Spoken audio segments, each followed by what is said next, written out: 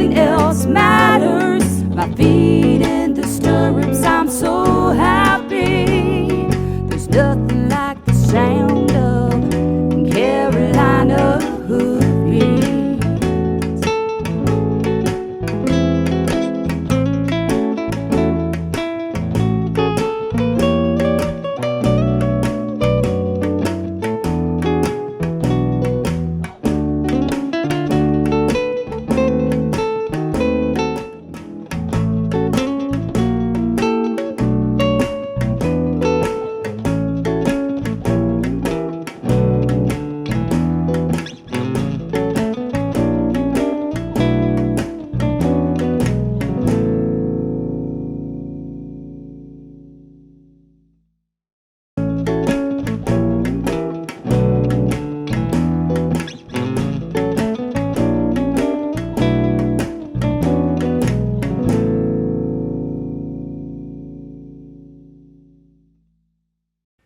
We're here in Pittsboro, North Carolina with Jim Thomas at the Bartee Ranch, and if you guys remember, we did a poll not so long ago, and Jim was voted one of the top trainers in the state.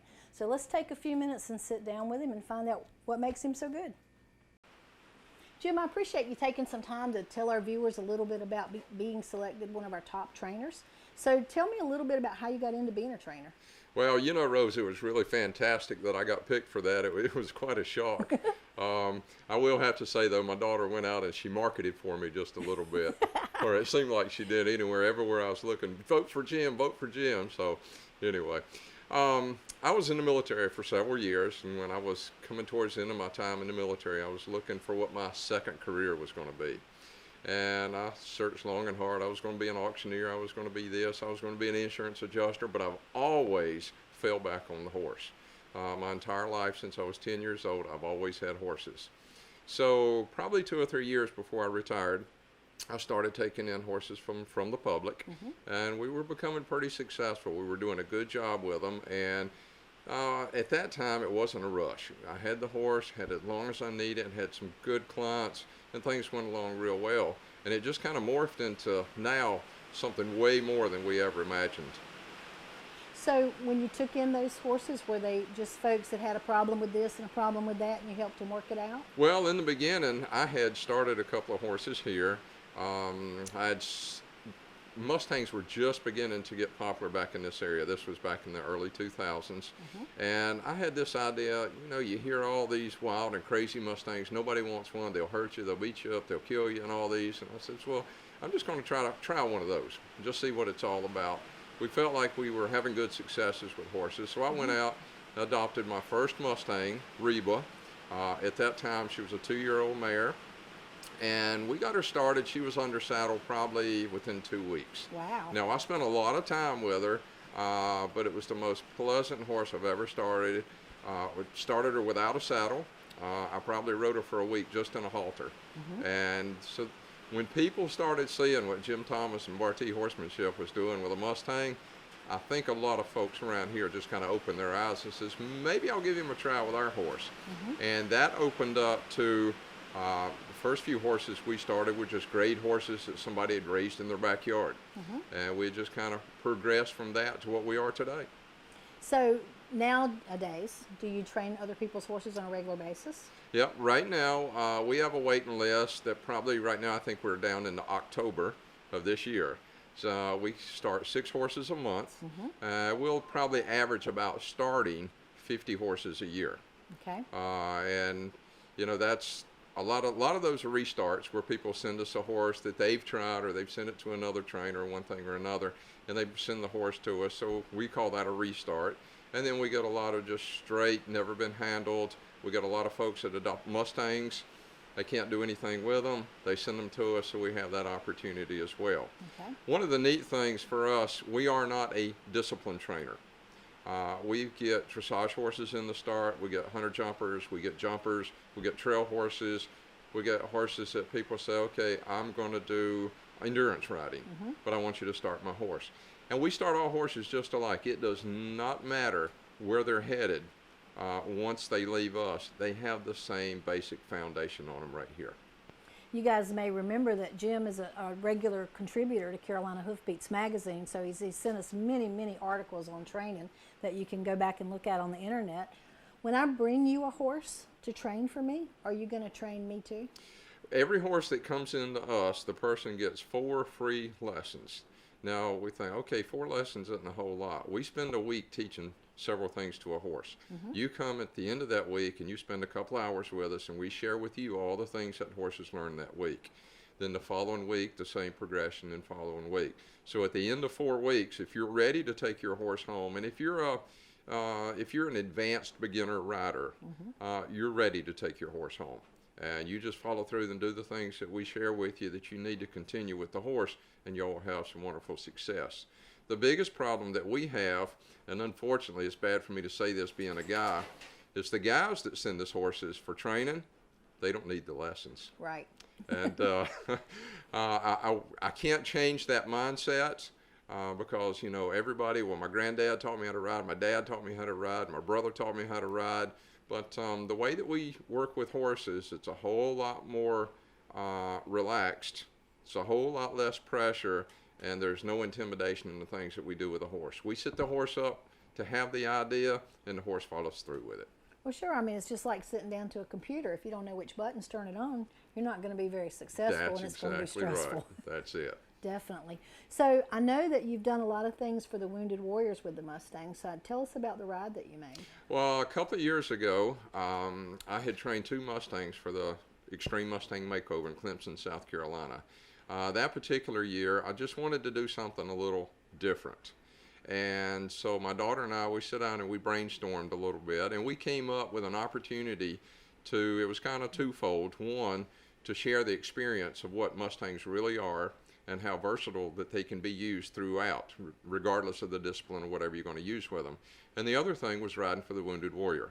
I spent 32 years in the military, and the military and the folks and what it stands for is really still near and dear to my heart. So we picked that up as the monetary aspect of it in folks having a chance to donate. I rode from here to Clemson, South Carolina. It was a little over 320 miles. The route that we took us 9 days, and we raised over $20,000 for the Wounded Warrior Project. That's amazing. That's so awesome. Well, in your training journey, where do you attribute the things that you've learned to get your method? I think the biggest thing that has helped us, and I don't know that everybody has this opportunity. Since I'm retired, I have a little bit of residual income coming in, okay? That provides me with an opportunity to learn as well as train. So I can spend, you know, months and months here training and learning from the horse, and then I can say I'm going to take a week or 2 weeks or a month in some cases and go with one of the well-recognized trainers, some of them that we see on TV, some that we read about, some folks we've never heard about, but I've heard that they have these special skills working with horses. So I work the magic that I can to get a chance to go and ride with those folks. And I've had a chance to spend as much as 5-6 weeks with some of these trainers, some of them a month, some of them just a couple of weeks, some of them maybe just 4 or 5 days. But the neat thing about that is I love to open my tool bag, and I have several different ways to address an issue with a horse. Now, you notice I said an issue. We're the ones with the issue. The horse doesn't recognize it. Right. So that we have ways that we can communicate to the horse and I'm always saying this, let it be the horse's idea. Provide him a way to step into what you want to happen. Right. So it's all about learning to communicate and speak his language. It really is. It really is. We hear the term natural horsemanship, and I think it's a term that was coined several years ago, but a lot of folks really doesn't know what it means, and I don't know that the person that invented the word, if he really understands, I certainly don't. The training style that we use, I just call it true horsemanship.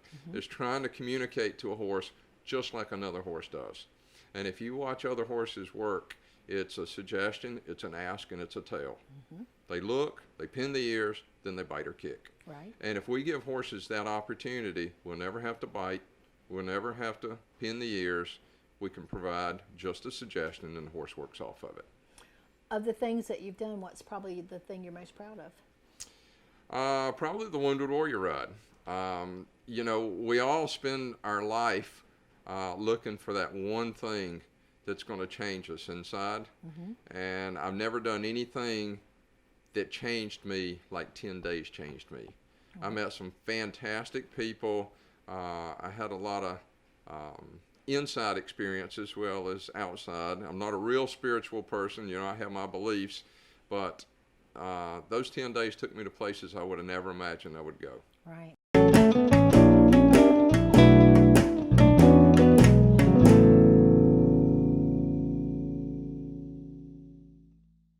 Every 13.7 minutes, somebody commits suicide in the United States. Join us in Tryon, North Carolina at the Fence Equestrian Center for a 5-day event like no other. On October 20th through the 24th, we are raising funds for suicide prevention and awareness. We have clinicians coming from all over for the entire 5-day stay, and we'll be given demos as well as clinics and lessons throughout the event. Please join us at lionslegacyrideforlife.com for more information. If you're interested in a career working with horses, then Martin Community College is the place for you. MCC's Equine Technology program is the only one offered among North Carolina's 58 community colleges. The program is management-oriented with classes in breeding, nutrition, training, riding, equine health, and more. Graduates can leave MCC prepared to work in recreational and racing barns, breed to discipline-oriented farms, or assistant farm management. For more information, contact Martin Community College today. So I know you do a lot of clinics too to help people out, and I noticed that recently you're doing some new clinics on some obstacle training. Right. We found that I guess my true enjoyment is being able to make the connection. Fixing the horse or working with a horse is only affecting one person.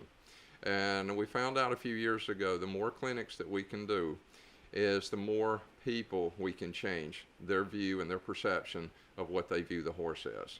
You know, a lot of folks stand back, it's a big, dumb, crazy animal, and he just needs to be whacked across the head because, you know, that's what my next door neighbor said. Right. And that's always the answer. And in our clinics, we really focus on providing the information to learn to what is your horse telling you. How can I set my horse up to get the things that I want? So a clinic we've got coming up this weekend is an obstacle clinic. And, you know, with the big roar of the trail challenges, the extreme cowboy race, the extreme trail challenge we have here with the Horse Council, with all of those things going on, people are having a difficult time. How do I prepare my horse? How do I set them up for the things that I want them to do? So what we do through the obstacle clinic is let them learn to listen to the horse. Horses are just as curious as cats if we give them the opportunity. But most of the time we try to feed the whole pound cake to them in one bite instead of a little bite at a time. And you were real instrumental in designing the Horse Council's Trail Challenge series, weren't you? Well, I had a lot to do with it. I helped a whole lot, and it did use a lot of my time the first year. But it's running real well. I have very little involvement in it this year other than helping with the judging clinic. And I'll judge a couple of the challenges through the year. And I really enjoy getting involved with that. And just, you know, as I see now, I get a lot of phone calls from people that, hey, I want to do a challenge close to you. Can I come and work with you? Show me how to do it. Show me what the judges look for. Show me how to communicate to my horse. And we're having a real good fun time doing that. Very good.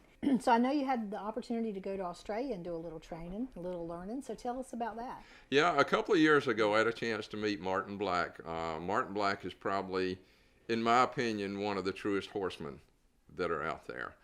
Martin's from Idaho, and he's a fifth-generation rancher, and he's had the opportunity to live and learn and ride with the folks that I can only imagine having that opportunity. He had a chance to ride and work with Bill and Tom Dorrance, Ray Hunt, and I could just go on with several other names. And it's just to have a chance to spend some time with Martin was just incredible. I brought Martin to North Carolina a couple of years ago for a clinic, and then I brought him back the following year for a clinic. And lo and behold, he asked me to go to Australia with him, and we spent 5 weeks. We taught 5 clinics in Australia. It gave me another chance to ride with Martin for 5 whole weeks, plus to share a little bit of the training skills and the training styles that I have as well. So it was a wonderful experience, and it's provided some more opportunities for us to go back there, and we're actually looking at some opportunities to go to Europe. Oh, wonderful.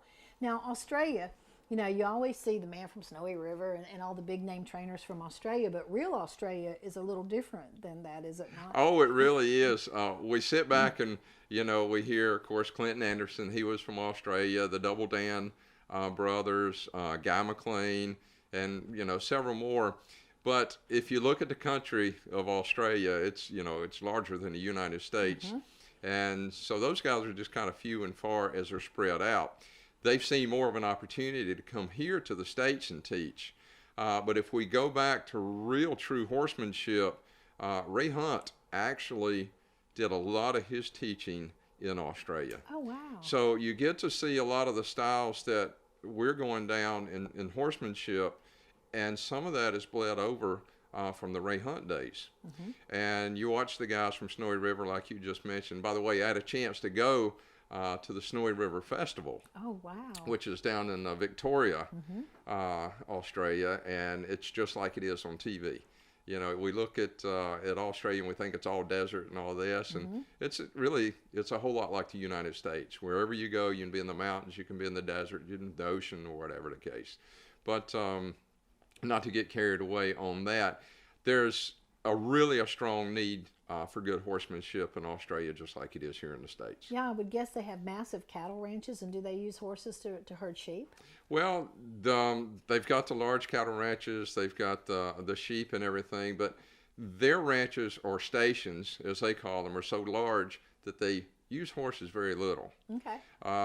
One day, and this was kind of a neat opportunity, in between one of our clinics, I had a chance to muster cattle. That was a cattle drive in Australia. And we mustered 20,000 acres in 6 hours with a helicopter. I started to say that was a fast horse. And so in 20,000 acres, we probably pulled right at 1,000 cattle off of it. And that was all the cattle in 20,000 acres. Now, that would have taken weeks with a horse. And just because the land is so vast down there that they have switched to modern horses, helicopters. There you go. But still around the stations, they still depend on the horse, and they use the horse. And horses are just as much a sport down there as it is here. From reining to barrel racing. They do something called camp drafting, which is real unique. If you ever get a chance, I'm not going to go into explain it, but I would recommend the viewers just go to YouTube and just punch in camp drafting and watch some of the videos. And that's the style of horsemanship you see in Australia. Okay, that's interesting. Well, so you've done a lot of things, and you've come a long way. What's left on your list of things to do? Oh gosh, I can't say I want to quit training horses, because every horse I train I learn. And if I ever just dropped away and just started teaching clinics, I'm going to quit learning. So that opportunity now, I won't complain if we go down from 6 to 5 to 4 to maybe 3 horses a month. And then, of course, you can spend more and more time, and it's not as much like a job. But I really want to get into the clinics. I want to get into the teaching aspect of it. I already do a lot of lessons. We probably do 10 private lessons a week, and either here at the Bar T or we travel. And we've traveled as much as 3 hours to do lessons. We'll do one or an hour or half day or whole day lessons, especially in some of the longer locations. All right. Well, for those of you that haven't been to one of Jim's clinics, Jim is an awesome people trainer. I mean, he's an incredible horse trainer, but if you can't train the people, then it doesn't do any good. So if you get a chance to stop into one, be sure and do that. Well, thank you, Rose. I have to credit a lot of that people training to my experience in the military. I spent a lot of time from the military with them teaching me how to teach people. Right. And sometimes I think my superiors would get a little aggravated with me because I would change my training style just a little bit. And if you don't follow true military doctrine, sometimes I get a little bothered about that. I was just thinking it's hard to put those cattle wranglers on KP duty, isn't it? That's exactly right.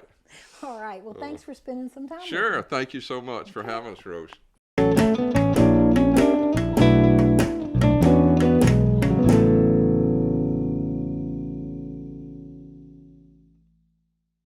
My name is Scout Brookins, and I am the owner of Brookins Construction and MD Barn Master of the Carolinas.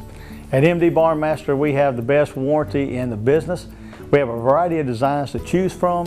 Our barns are easily customizable to meet your needs. We have financing available to those who qualify. Our barns are fire resistant and they hold their value with little maintenance. Let us build your dream barn for you today.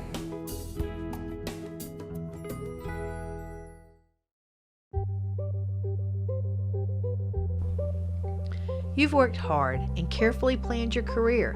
You've built your business. Shouldn't your farm's appearance reflect who you are, your success?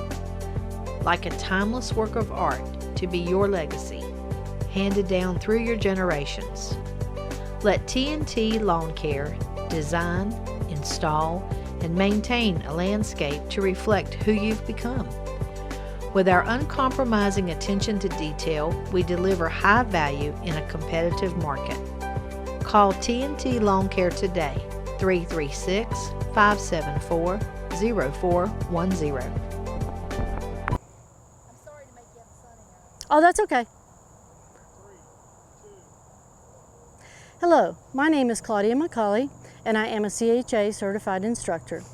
And today we are going to do a brief riding lesson, and my helpers are Savannah Lindsay, and she's going to be our riding demonstrator, and Layla Montoya, and she's going to assist in bringing things in and out of the arena today. So, are you ready to ride? So the first thing, very important, is that we always wear a riding helmet when we're riding our horse. So Savannah has on an equestrian approved riding helmet. So Layla, if you would please leave the arena, and we'll be calling you in just a moment. So the first thing we're going to do is teach our student how to lead. So Savannah, what we're going to do is you're going to lead your horse around the arena. One thing is really important to remember is that you never wrap the rope around your hand when you're leading, because if your horse were to spook or pull, it could pull your hand or your arm off, and we don't want that to happen. So you always want to hold the rope so that you can drop it if your horse spooks or tries to pull away, okay? So you want to hold it about an elbow length away from the slobber strap, okay? So hand here, okay? And when you walk, you want to hold out that right hand like that, and we're gonna walk with purpose, like we're going to the ice cream store, right? Okay, so we're gonna walk out and make a left turn. Ready? Go. So walk out, tell them to come on, come on. So we're gonna walk out, we're gonna come around, good. Good, hand up, we're gonna walk with purpose. Good, look up where we're going. I'm gonna go around to the right, or to the left, sorry.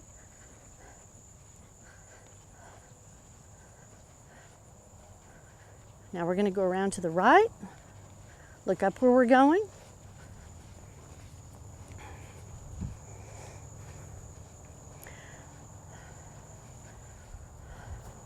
You're cutting yourself. And whoa, good job. Okay, I'll take this. And Layla, if you will bring in our mounting block and we'll get our rider mounted and we will do some riding. We always use a mounting block. This helps our horse's back, helps the rider to be able to get on properly. Okay, good. You're gonna put your left foot in the stirrup. Reach up and get mane with the right hand, left hand.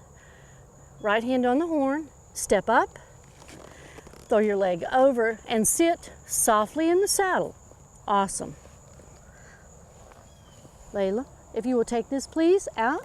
Thank you. Okay, so when we're riding our horse, we want to remember that we want to keep a nice heel down, okay? Our heel, our hip, our shoulder, and our ear should all be in alignment. We need to open up our shoulders and look out where we're going, okay? So what we're gonna do is we're gonna do a walk and a stop, a walk and a stop. We're gonna do a left turn by sliding your hand down and pulling your horse out to the left. And then when we go to make the right, we're gonna slide our hand down and out to the right, okay? So I'm gonna put this up here and get it out of the way. Okay, So in order for our horse to go, we're going to pick up on our reins here. For our horse to go, we're going to squeeze with our calves and say walk. And then pick up gently with the reins and pull back and say whoa. Good. Squeeze to walk. And whoa. Good. Now to get our horse to go left, we're just going to pull your hand out to the left and bring your horse around. Good. And down the rail here. Good job. Look up where we're going.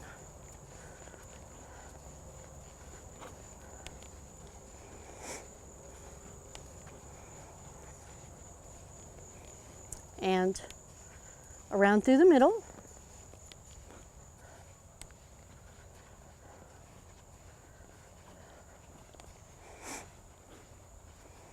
Good. And we're going to make a right turn, so you're going to slide your hand down, bring it out to the right, and turn your horse to the right. Good job. We're going to keep him on the rail here. Good job. Good. We always want to be looking up where we're going, looking out between your horse's ears, because your horse will go where your eyes go. Okay. So now we're going to do an emergency dismount. You can place your reins behind the horn of the saddle. I want you to take your right foot out of the stirrup, swing your leg over, put your right hip on the saddle, take your left foot out, and drop to the ground. Awesome job. Good job. So that covers about the basics of what we need to know in the beginning. There's a lot that goes with that, but these are the very basics. The North Carolina proudly presents 5-minute lessons again this year at the North Carolina State Fair. We are so excited because the 5-minute lessons will be available free of charge to anyone who would like to participate all 10 days of the fair, anytime between the hours of 9 a.m. and 6 p.m. Hi, I'm Rick Feniston. I train my horse Jake to trust me and be brave in order to face the obstacle challenges and win in extreme cowboy races. It takes dedication, hard work, and innovation to train a champion. As an attorney representing injured persons, I use the same skills to win compensation for people injured in accidents or on-the-job injuries. If you've been injured in an accident or on the job and need advice, call me. I want to hear from you.